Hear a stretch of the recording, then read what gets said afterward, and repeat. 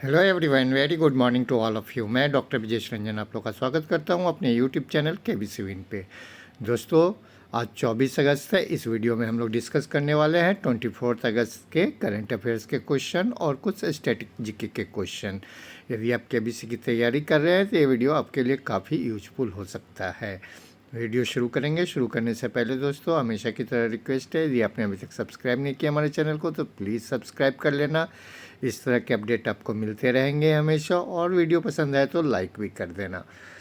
पहला क्वेश्चन आपके सामने है। NPCI international payments limited NIPL has signed an MOU with PayXpert to internationalise the acceptance of its payment solution in dash.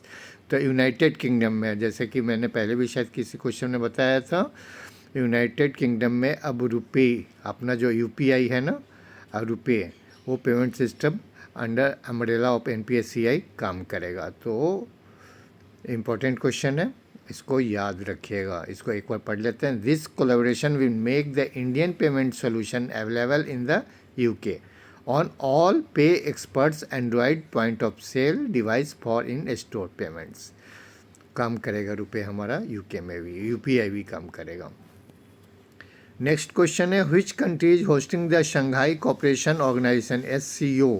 इसका full form कभी कभी पूछ लिया जाता है। Shanghai cooperation organisation defence minister meeting. तो SCO के जो डिफेंस मिनिस्टर की मीटिंग जो हुई है उज्बेकिस्तान में हुई है।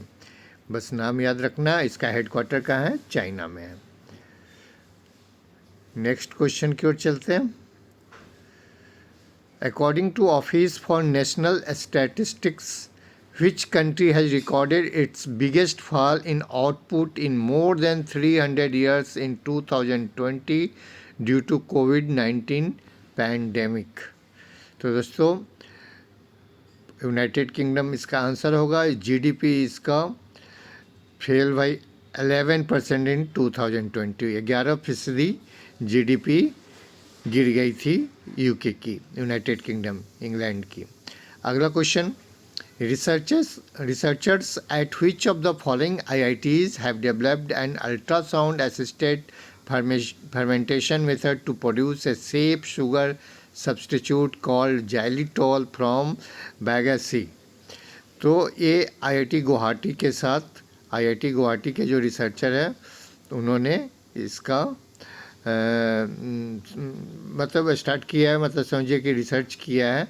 ये the new method overcomes operational limitation of chemical method of synthesis.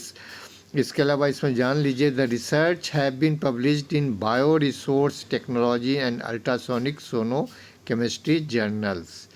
तो ये एक इम्पोर्टेंट क्वेश्चन है, नाम याद रखना है। जैलिटोल। निम्नलिखित में से किस IIT के शोधकर्ताओं ने खोई से जैलिटोल नामक एक सुरक्षित चीनी विकल्प का उत्पादन करने के लिए अल्ट्रासाउंड सहायता प्राप्त किण्वन विधि विकसित की है? तो ये चीनी का सब्स्टिट्यूट हो सकता है। इसके अलावा कुछ और IITs का कहानी सुन लेते हैं, उन्होंने क्या क्या किया है। पहले भी पढ़े हुए हैं, रिपीट हो जाएगा। IIT मद्रास ने होमोसेप नामक एक रोबोट का निर्माण किया है, होमोसेप, जो सेप्टिक टैंक को सफाई करेगा। अभी तो आप देख रहे होंगे ना, गटर में वो वुमेन जाते हैं, उसकी सफाई करते हैं, तो अब रोबोट साफ करेगा। उसका नाम रखा गया होमोसेप।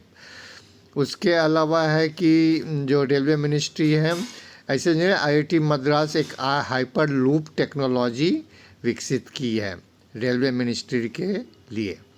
तीसरा है IIT बॉम्बे टाई अप किया है किसके साथ? मेट्रोलॉजिकल डिपार्टमेंट, मौसम विभाग के साथ वेदर फोरकास्टिंग ऐप बनाया है उन्होंने। IIT मुंबई, बॉम्बे बोलते हैं उसको। और IIT मद्रास ने क्या किया? एक्वामैप वाटर मैनेजमेंट बनाया है, एक्वामैप ऐप। अब आगे चलते हैं अगले क्वेश्चन की ओर। Which country has partnered with SIDBI to launch 1000 green energy enterprises across the country. SIDBI का फुल फॉर्म जान लीजिए, small industry development bank of India. तो इसका आंसर होगा TP रिन्यूएबल माइक्रोग्रिड। किस कंपनी के साथ भागीदारी की है? TP renewable microgrid. तो ये भारत सरकार के आत्मनिर्भर भारत के मतलब जो उनका आत्मनिर्भर भारत का जो हमारा मिशन है इंडिया का, उसमें इस मॉडल से सहायता मिलने वाली है। तो ये भी एक इम्पॉर्टेंट क्वेश्चन है। The government of India vision of आत्मनिर्भर Bharat will be supported by this initiative as it will foster sustainable entrepreneurship model across the nation leading to empowerment of rural entrepreneurs. खास करके ग्रामीण एंटरप्रेन्योर्स जो होते हैं ना, उनके सशक्तिकरण के लिए बहुत काम आने वाला है। तो कहाँ 1000 हरित ऊर्जा उद्यम शुरू करने वाली है company. Small industries development bank of India की स्थापना 2 अप्रैल 1990 को लखनऊ में हुई थी और इसके चेयरमैन है अभी शिवा सुब्रमण्यम रमन। सिडबी का फुल फॉर्म भी कभी कभी पूछ लेते हैं। अगले क्वेश्चन की ओर चलते हैं। Which portal has been launched by central government to bring together all the awards of the various ministries of the government under one platform. तो हमारे जो सेंट्रल जितने भी मिनिस्ट्रीज हैं उनके जो पुरस्कार हैं सबको एक पोर्टल पर लाने के लिए राष्ट्रीय पुरस्कार पोर्टल की स्थापना हुई है। इस पोर्टल से पहली बार सभी राष्ट्रीय पुरस्कारों की जानकारी एक ही डिजिटल प्लेटफॉर्म से आपको मिल जाया करेगा। इसके अलावा कुछ और पोर्टल्स के बारे में जान जाते हैं। पढ़ा हुआ है, रिवीजन हो जाएगा। कोटक महिंद्रा बैंक ने जो इनकम टैक्स का ई फाइलिंग पोर्टल है उससे कांटेक्ट किया है उसको टेक्निकल सपोर्ट देने के लिए। अमित शाह ने एक लॉन्च किया है GeM portal, government e market place portal.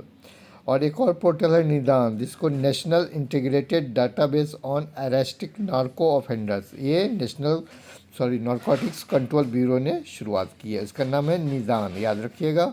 Amit Shah ने जो शुरू किया हुआ GeM पोर्टल है, गवर्नमेंट ई मार्केट प्लेस। और कोटक महिंद्रा है ई फाइलिंग पोर्टल जो इनकम टैक्स ऑफ इंडिया का है, उसके साथ उन्होंने टेक्निकल इंटीग्रेशन के लिए कांटेक्ट किया है। अगला क्वेश्चन है। In which city union minister of state for textiles Darshana Jardosh has inaugurated the silk mark expo. तो केंद्रीय कपड़ा राज्य मंत्री दर्शन जरदोश ने किस शहर में सिल्क मार्क एक्सपो का उद्घाटन किया? न्यू दिल्ली में किया है। अगले क्वेश्चन की ओर चलते हैं। India has nominated which dance form to be inscribed on UNESCO intangible cultural heritage list. तो ये गरबा जो गुजरात का नृत्य शैली है, गरबा, इसको भारत के ये गरबा नृत्य शैली को, यानी गुजरात का है जनरली, तो आप भारत कर सकते हैं कि यूनेस्को में जा रहा है। तो भारत ने इस गरबा नृत्य शैली को यूनेस्को की अमृत सांस्कृतिक विरासत सूची में अंकित करने के लिए नामांकित किया है। इससे पहले आप जानते हो 2021 में जो कलकत्ता का दुर्गा पूजा है उसको भी इसमें ऐड किया जा चुका और ये क्वेश्चन KBC में पूछा भी जा चुका है। इस चीज़ को याद रखिएगा। तो अब गरबा का याद रखिएगा, सेकंड में O है। इसके अलावा लिस्ट देख लेते हैं जो list of entangle cultural heritage India में है। तो 2021 में दुर्गा पूजा इन कोलकाता, उसके अलावा है कुंभ मेला 2017 में हुआ था। 2016 में नवरोज अलग अलग प्रोनाउंसिएशन होता है, स्पेलिंग होता है। 2016 में योगा को, 2010 में छऊ डांस को, छऊ डांस, और 2010 में कलबेलिया फोल्क सॉन्ग जो है डांस ऑफ राजस्थान, उसको भी। तो 5-6 चीज़ है, याद रखिएगा। इंटेंगल कल्चर हेरिटेज में Kalbelia folk dance and songs, Chhau dance, yoga, Navroz, Kumbh Mela, Durga Puja, और अब जो होगा गरबा के लिए देखिए क्या होता है उसका।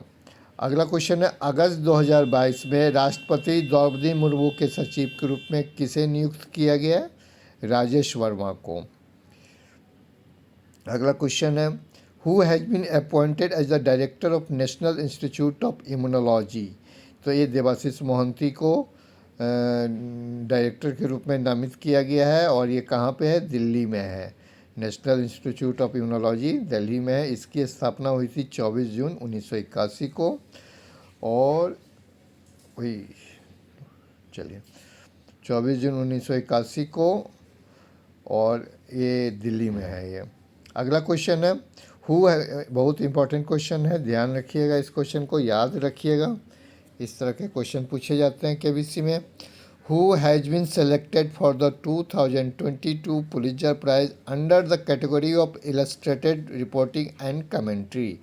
तो आपको कैटेगरी भी याद रखना है। इलस्ट्रेटेड रिपोर्टिंग एंड कमेंट्री के श्रेणी में 2022 का पुलित्ज़र पुरस्कार के लिए किसे चुना गया है?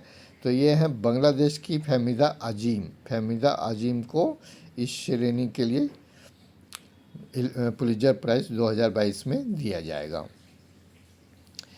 वह इनसाइडर के उन 4 पत्रकारों में से है जिन्हें उइगरों के चीनी उत्पीड़न पर उनके काम के लिए चुना गया। तो आपको पता है ना, चाइना में उइगर मुसलमानों पर उत्पीड़न होता है, तो उन्हीं के लिए काम कर रही थी, रिपोर्टिंग की थी, इसलिए इनको पुलित्ज़र पुरस्कार देने वाले हैं। कुछ अवार्ड्स और जान लेते हैं। शिरोमणि अवार्ड किसको दिया गया है? मिशेल पूनलवाला को एट NRI वर्ल्ड समिट 2022। जो एक्स्ट्रा इन्फॉर्मेशन है ये, इसको भी पढ़िएगा। फेमिना मिस इंडिया वर्ल्ड कौन बनी है? सीनी शेट्टी, कर्नाटका की है Femina miss India world. Order of the rising sun award by Japan, ये जापान द्वारा दिया जाता है। नारायणन कुमार जो वाइस चेयरमैन है वो सनमर ग्रुप के, उनको दिया गया है, नारायणन कुमार को। और एक और अवार्ड है JC Daniel award 2022, Malayalam film maker हैं KP कुमारन, उनको दिया गया है।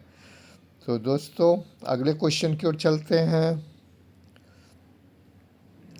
Indian mains volleyball team von bronze medal by defeating Korea. हाँ, कोरिया को हराया इन्होंने 3-2 से।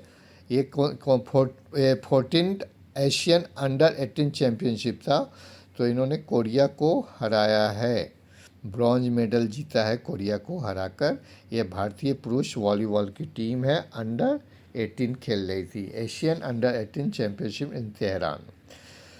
तो इसके बारे में क्या कर सकते हैं? जापान ने गोल्ड मेडल जीता है और फाइनल में उसने ईरान को हराया, यानी ईरान में ही हो रहा था, तेहरान में। तो गोल्ड मेडल जापान ने जीता, ईरान सिल्वर, और इंडिया ब्रॉन्ज। और कौन सा कंपटीशन था ये? 14th Asian under 18 championship volleyball team. अगले क्वेश्चन को चलते हैं। What is the rank of India at the 15th international olympiad on astronomy and astrophysics IOAA 2022? जिसमें भारत का रैंक 3रा रैंक था। पहले रैंक पे ईरान आया है। अब दोस्तों देखिए ईरान कितना डेवलप कहाँ जा रहा है। Olympiad on astronomy and astrophysics, उसमें टॉप रैंक हासिल किया है। ईरान के जो बच्चे थे 5 गोल्ड मेडल जीत के पहला पोजीशन पाया है। ये कहाँ पे हुआ है IOAA? ये कुतैसी जॉर्जिया में इसका संचालन हुआ था। तो इंडिया का रैंक 3rd है IOAA में, olympiad on astronomy and astrophysics. Sports news कुछ और है, उसको भी देख ही लेते हैं। अंतिम पंघाल के बारे में बताया था, India first ever under 20 world champion in wrestling. दूसरा है Bengaluru to host FIBA under 18 women Asian basketball championship. कहाँ बेंगलुरु होस्ट करेगा under 18 women Asian basketball championship को।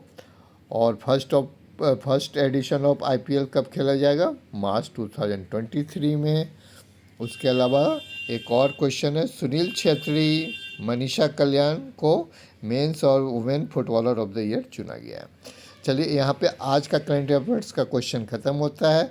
कुछ स्टैटिक जीके का क्वेश्चन हमेशा के लिए देखेंगे। पहला क्वेश्चन है, which of the following is the main thinking part of the human brain? तो दोस्तों ये सेरेब्रम, ये जो देख रहे हैं ना, ये पार्ट, ये पूरा सेरेब्रम होता है, ये हमारा मेन थिंकिंग पार्ट है। ठीक है। अगला क्वेश्चन है, dash controls involuntary activities like coughing and sneezing. खांसने या छींकने जैसे अनैच्छिक गतिविधियों को कौन नियंत्रित करता है? मेडुला।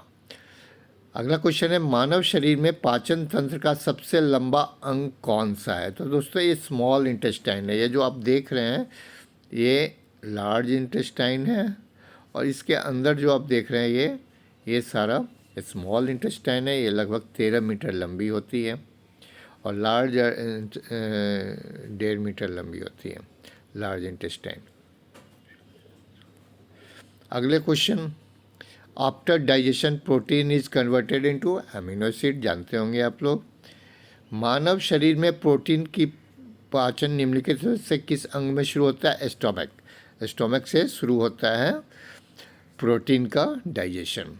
लास्ट क्वेश्चन है इस वीडियो का, water from the undigested food is absorb mainly in the कहाँ? तो ये लार्ज इंटेस्टाइन होता है। दोस्तों लार्ज इंटेस्टाइन का मेन काम यही होता है वाटर का एब्जॉर्प्शन और स्टूल का फॉर्मेशन। स्टूल मतलब पॉटी। तो ये लार्ज इंटेस्टाइन का काम है। दोस्तों यदि आपको वीडियो पसंद आया है तो लाइक कर देना, अभी तक सब्सक्राइब नहीं किया हो तो सब्सक्राइब करके जाना। Thank you very much.